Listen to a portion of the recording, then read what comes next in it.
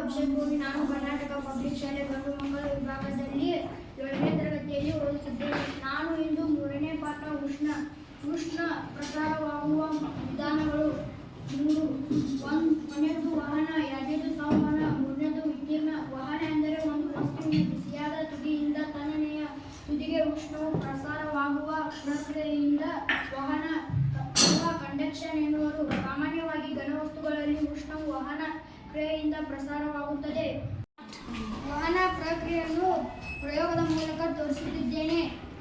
ನಾನು ಈಗ 2 ಇಟ್ಟಿಗೆಗಳನ್ನು ತೆಗೆದುಕೊಂಡಿದ್ದೇನೆ. ಅದರ ಮಧ್ಯೆ ಒಂದು ತಂತಿಯನ್ನು ಹಾಕಿದ್ದೇನೆ. ಈಗ ನಾನು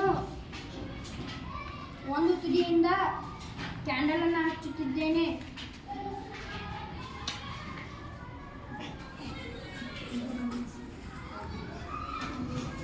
ನೀವು ಗಮನಿಸುವಿರಿ.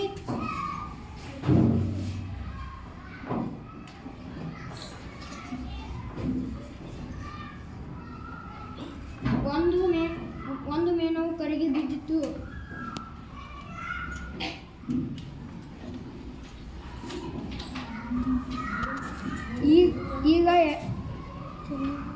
ಈಗ 2ನೇ ಮೇಣವು ಕರಗಿ ಬೀಳುತ್ತದೆ. ಈಗ 3ನೇ ಮೇಣವು ಕರಗಿ ಬೀಳುತ್ತದೆ.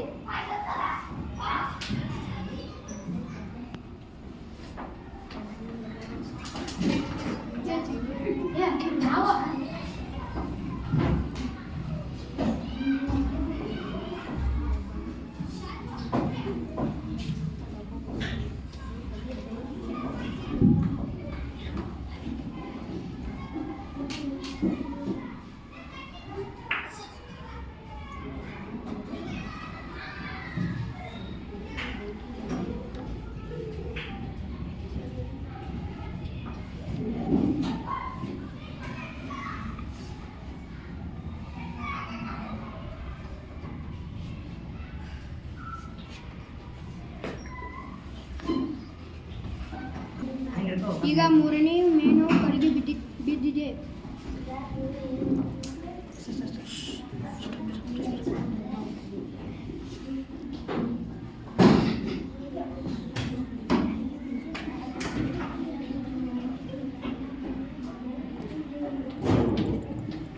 ಈಗ 4ನೇದು ಮೇಣವು ಕರಗಿ ಬಿದ್ದಿದೆ.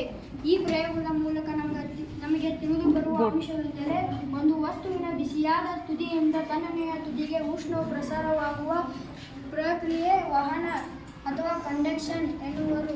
ಧನ್ಯವಾದ.